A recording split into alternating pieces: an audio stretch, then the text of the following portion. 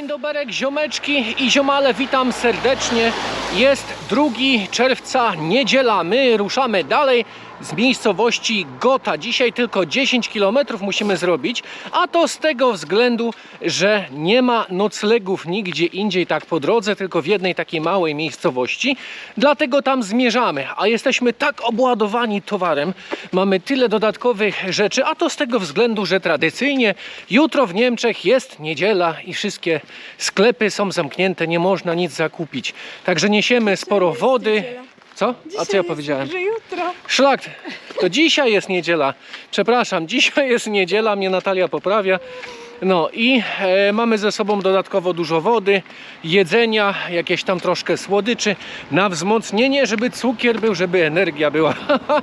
Także lecimy, pędzimy do celu i oby deszczu i błotnych pól po drodze nie było. Zapraszam serdecznie na odcinek. Patrzcie, jak jest obładowana.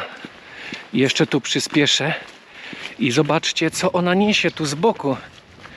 Taką myszkę kupiła na zamku.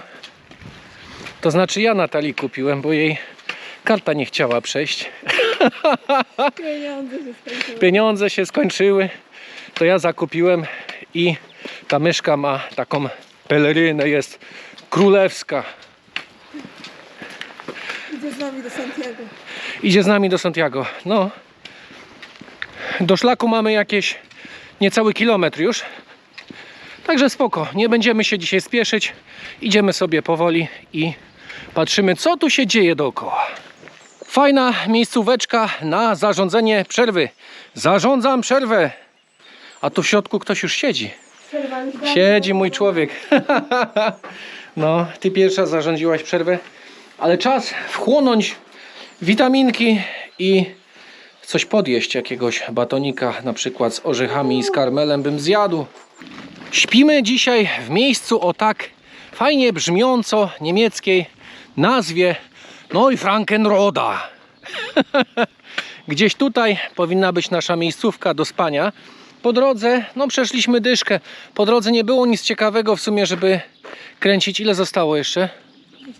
200 metrów, to zaraz tutaj gdzieś będzie chałupa noclegowa. Jest i miejscóweczka, żeby sobie spocząć. A numer 4, do którego zmierzamy, jest tutaj. A gdzie jest główne wejście, ja się pytam? Mamy skrzynkę. A i tutaj możemy wysłać naszą kartkę, bo planujemy właśnie, zakupiliśmy sobie kartkę w Gotha i planujemy ją wysłać. Czy tu jest główne wejście? Chciałem dowiedzieć się. Chyba jo. Zaraz zobaczymy. O ile to kogoś chałupa nie jest. Tutaj się nie wchodzi. To ten budynek czy ten żółty? To? Może w dziedzińcu jest jakieś wejście? Halo, a ja? Okej. A jednak tutaj. Tak sala wygląda w środku. Jest i tu też kominek, ale ja go nie będę odpalał, bo znowu coś zaczadzę, jak to u mnie bywa. A tu też jest jakaś maszyna do kawy. Tutaj też sobie można zrobić, bo pani do nas od razu mówi: a tu na stole tam jest kawa i herbata, możecie się częstować spokojnie. Ale tutaj też chyba sobie zaparzymy taką właśnie z ekspresu. Fajnie. Ponoć do 40 pielgrzymów to miejsce może tutaj przyjąć. A pani coś tam jeszcze działa na kuchni. Zajrzymy. Tam coś robi. Nie będę jej przeszkadzał. Kawki, kochanie? Ja z chęcią kawy się napiję. Jeszcze powinna być gorąca. No elegancko. Dla mnie czarna. A tobie? Kawy czy herbaty? Proszę. Wygląda jakby brudny był. A on nie jest brudny, tylko to jest taka. Mam fach w ręku. Proszę. Słuchajcie, dowiedziałem się wszystkiego na temat tego miejsca i co ciekawe, miejsce tutaj może przyjąć 80 osób i pani powiedziała, że ostatnio na całej tej ziemi tutaj wokoło był jakiś chyba tam rowerowy wyścig czy coś takiego i 4000 ludzi tutaj w ogóle było, a jutro do obiektu przyjeżdża 80 dzieci, jakaś taka kolonia będzie. I zaoferowała się pani dzisiaj, że przyjmie nas obiadem i dzisiaj na obiad wleci, kochani, lasagna. Także oczywiście wam pokażę, jak ta lasagna wygląda, spróbujemy, posmakujemy i wydamy naszą ocenę. Ale miejscówka naprawdę bardzo fajna i pani, ja się pytam, ile kosztuje tutaj to jedzenie jeszcze, a pani mówi, że nic, ja wam po prostu to dam od siebie. Tak bardzo miło z pani strony, za co serdecznie dziękujemy, ale mi się twarz świeci. Pokażę wam teraz pokój na dzisiejszą noc. 2-piętrowe łóżka, 4 osoby swobodnie mogą tutaj nocować w jednym pokoju. Mamy biurko do pracy, jest też Wi-Fi, jakby ktoś chciał skorzystać właśnie z internetu. Szafa na jakieś ciuchy. Fajnie, ogólnie wszystko jest, czego potrzeba. Nawet pościele są. Ile kosztuje za noc? A 9 euro. 9 euro za osobę. No i jeszcze ta lasagna wjedzie, niedługo nie mogę się doczekać. Są jakieś tam dzieciaki się schodzą, które nie wiem, czy tu mieszkają, czy co, o co chodzi. Co to za historia jest? O, tu jest jeszcze taka toaleta, to wam pokażę. Jo. Prysznic, no elegancko. Bardzo dobre warunki. Także idziemy coś zjeść. 9 euro, tak jak mówiłem, to nie jest dużo i pokoje tutaj mają swoje nazwy. Nasz pokój nazywa się Flüte. Brzmi jak flota, brzmi jak hajs. Kochanie, głodna jesteś? Ja tu mam dla ciebie jedzonko. Masz jedzonko, tak, marchewki. No, Natalia wegetariańską lasagne dzisiaj dostanie na obiad, bo pani mówi, że ma i taką, i ma z miechem, i ma z warzywami. Także ja biorę tam z miechem, ja się nie będę tam czaił. Jeszcze obejdziemy sobie, zobaczymy może wokoło później, co tu ciekawego gdzieś na dworze jest. Ale teraz spieszymy się, bo chcę spróbować tej lasagne, chcę wam ją pokazać, jak pani tutaj gotuje. Taka jest oto lasagna właśnie mięsna, jest wegetariańska i do tego są jeszcze sałatki. Tak wygląda dziedziniec tutaj właśnie z tyłu.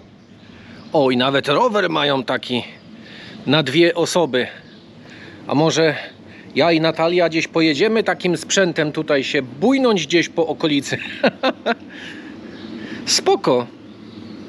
Naprawdę dobra miejscóweczka, bardzo fajnie nas pani przywitała, a lasagna muszę powiedzieć, że była naprawdę mega pyszna, bo wziąłem sobie nawet dokładkę. No nie zdarza się to często, ale dzisiaj zdarzyło się dlatego, że nie jadłem bardzo dawno lasagne, a szczególnie takiej dobrej. A co to tu jest? Co to jest? Nie mam zielonego pojęcia, jakaś butla tu jest na górze. A tutaj? To się otwiera? Jakiś silnik czy co? I co jeszcze tu mamy? I mamy zbudowany zamek z gliny. To chyba te dzieciaki tutaj budują. Dom wczasowy taki typowy, można powiedzieć.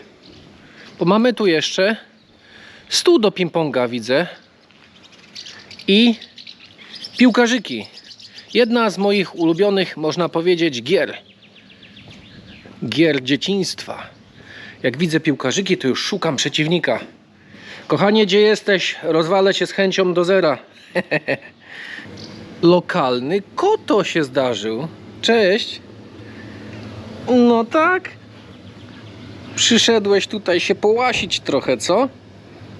Ale nie, na mnie nie wchodź. Czekaj, stary. Nie taka była umowa. Umowa była taka, że ja tu przychodzę, filmuję cię, ty robisz zasięgi, nie? Wiesz, o co chodzi? Tak to działa biznes w tych czasach. No pokaż coś ciekawego, jakąś sztuczkę, nie? Nie, ty spać ci się chce. Koty śpią 18 godzin na dzień. Co ja tu będę dużo wymagał od ciebie. Dzień dobry, ziomeczki i ziomale, witam serdecznie z trasy. Dzień następny. Dzisiaj w planie Eisenach 21 km do przebycia i w sumie nie mogę się doczekać, co dzisiaj przygoda przyniesie. Przechodzimy właśnie przez farmę wiatrową i zawsze mnie zastanawiało, słuchajcie, jak długo schodzi, żeby wleźć na górę. No bo zakładam, że ta klatka schodowa jest mega wąska i cały czas trzeba właśnie cisnąć do góry tymi krętymi schodami. I czy w połowie drogi się zakręci wełbie? No. Kiedyś chciałbym wleźć do takiego jednego wiatraka i zobaczyć, jak to wygląda. Jak będę miał możliwość kiedyś, to z chęcią to zrobię. Ktoś sobie zbudował taki punkt utajniony z tarasem widokowym. Można sobie po drabinie wleźć i z góry obserwować, co się dzieje w okolicy. W tą stronę jest taka jakby ambonka na Topole. No ale tutaj pamiętam, że za dzieciaka budowało się różne takie domki na drzewach, bazy na drzewach. Wszystko się robiło. Nie wiem, czy widać, ale przy tym wiatraku tam w tle ziomki coś kombinują z taką liną podczepioną do samej góry. I jeżeli ktoś z was wie, co oni robią, dajcie znać w komentarzu. Jakie ukryte jeziorko w ogóle. Zaraz tuż obok drogi. Stara jakaś rozpadająca się ławka. Pewnie 2 miliardy turystów już przyjęła. Ale ławek jest sporo tutaj. Dotarłem do jakiegoś miejsca, ziomeczki. Na razie nikogo tu nie widzę. Jestem zmachany, jak to się mówi, jak koń po westernie. A zobaczymy, może ktoś tu siedzi. Ale są tu jacyś ludzie. Czy ten przybytek w ogóle jest otwarty? Czy nie? Berggastorf Hirselberg House się nazywa. No ale widok tutaj jest przepiękny. Podejdę sobie gdzieś do krawędzi, żebyście mogli zobaczyć, jak to pięknie wygląda. Halo? Patrzcie. Dwójka ludzi tu siedzi, a widok z góry, na którą się wdrapałem tutaj. Chyba 450 metrów ma ta góra, coś takiego. Ale pięknie. A tu jest taka ławeczka, na której można sobie przycupnąć. Z pięknym takim oto widokiem. No, magiczna ta góra jest. Przepięknie. Zaliczyłem upadek z tej oto górki, jak schodziłem. No, 80 ponad 5% przeszedłem dobrze i gdzieś w tamtym momencie tam się pośliznąłem, bo jest mokro i błoto. Także tak trochę gdzieś się ubrudziłem. Spodnie są magiczne do prania od razu. Mam nadzieję, że więcej się nie pośliznę. Nie życzę tego sobie wcale, ale przesrane jest w tym lesie tutaj.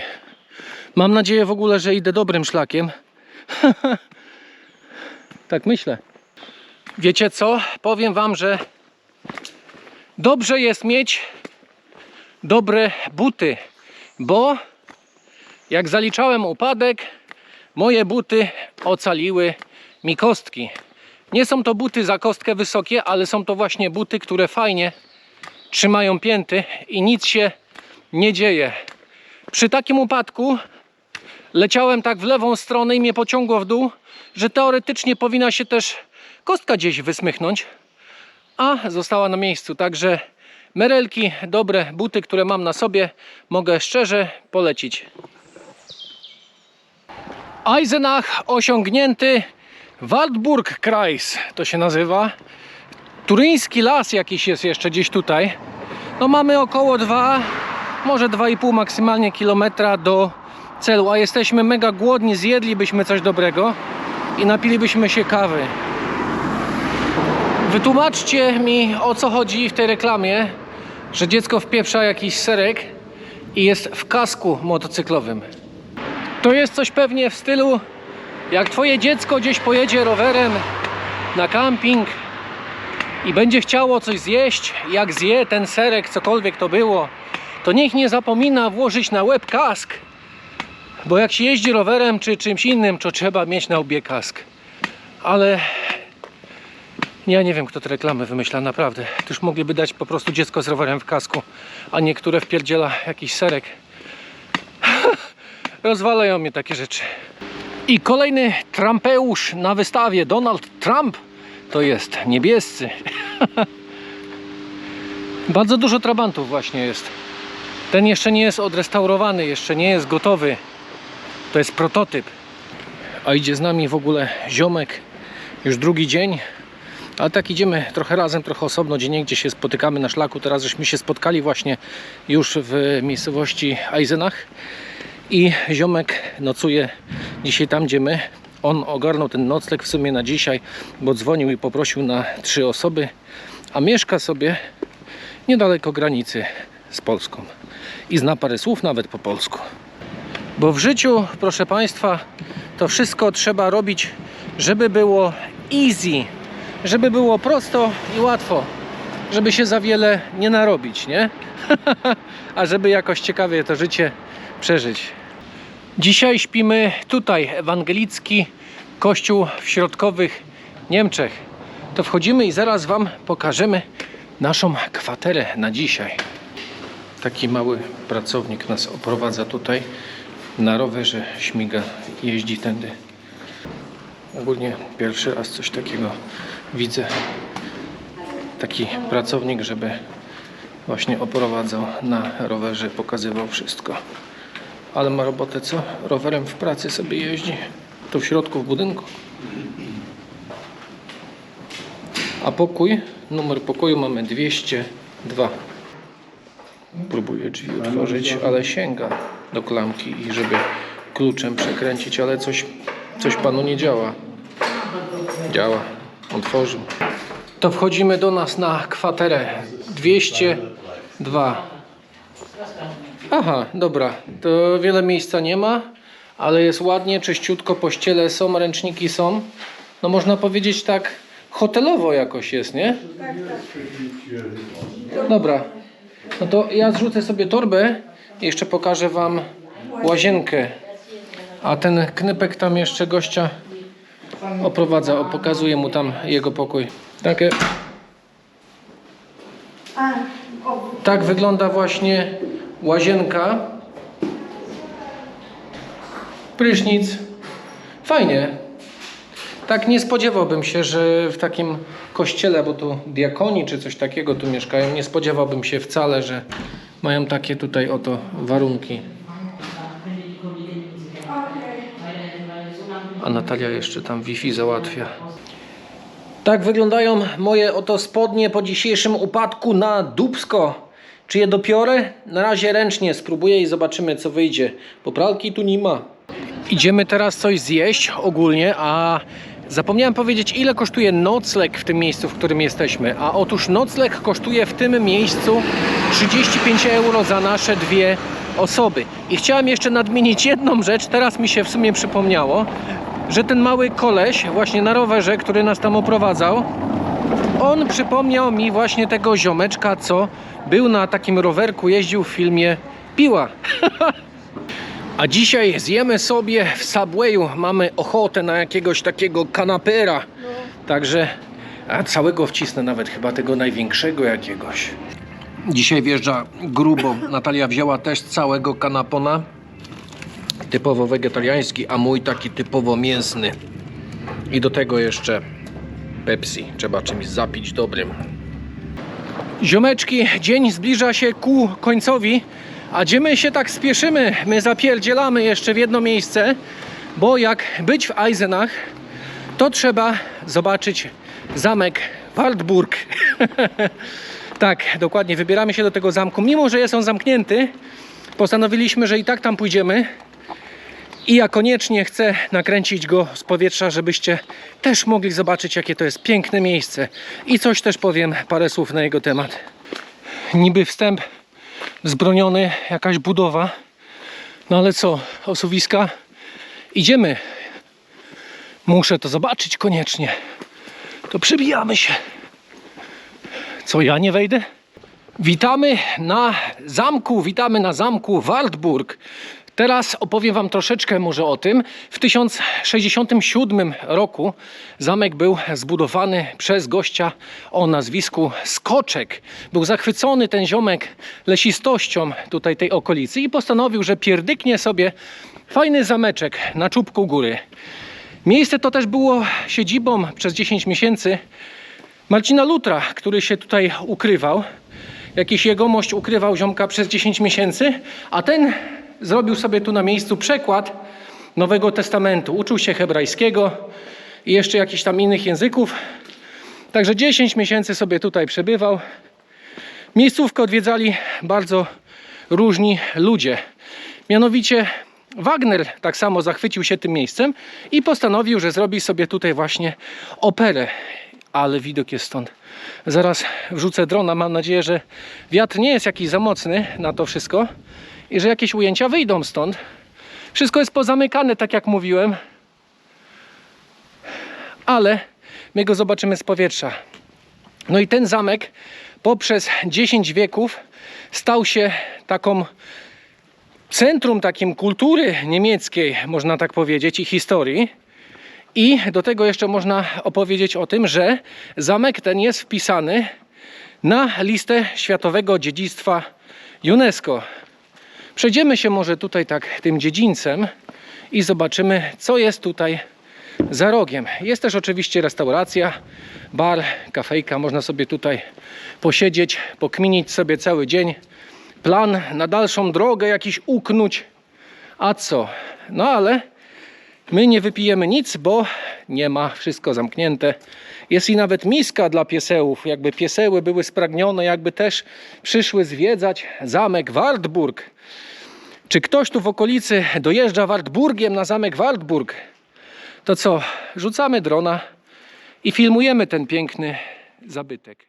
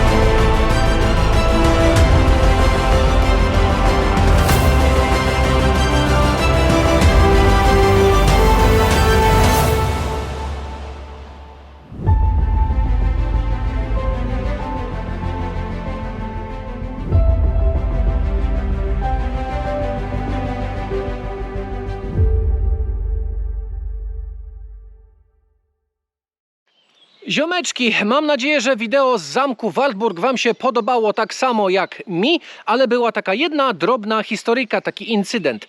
Jakiś ziomuś tam wyleciał, jak już miałem włączać drona i właśnie filmować i mówi do mnie: panie, tu nie można, panie, filmować, bo to jest teren prywatny. No i tak się uparł, mówi: jak chcecie, to dzwońcie jutro do tutaj zamku i zapytajcie się, czy możecie coś tam nagrać, czy możecie filmować. A ja mówię: dobra, dziękuję ziomuś za informację, nie będę nagrywał.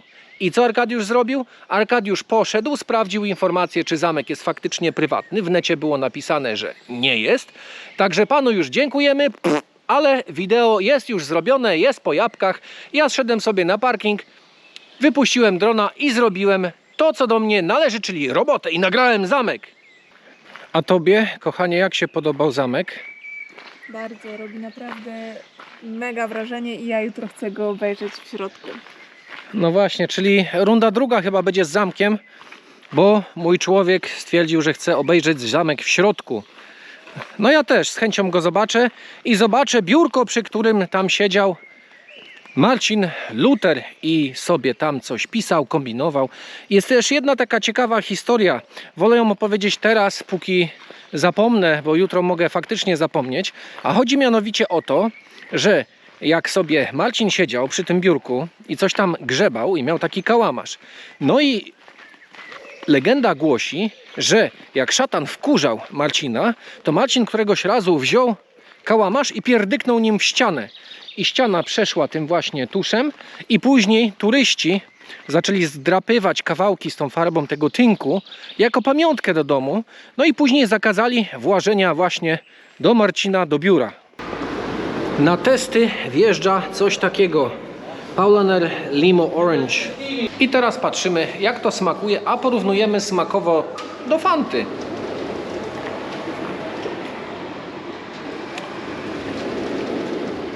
Cholera, wiecie co?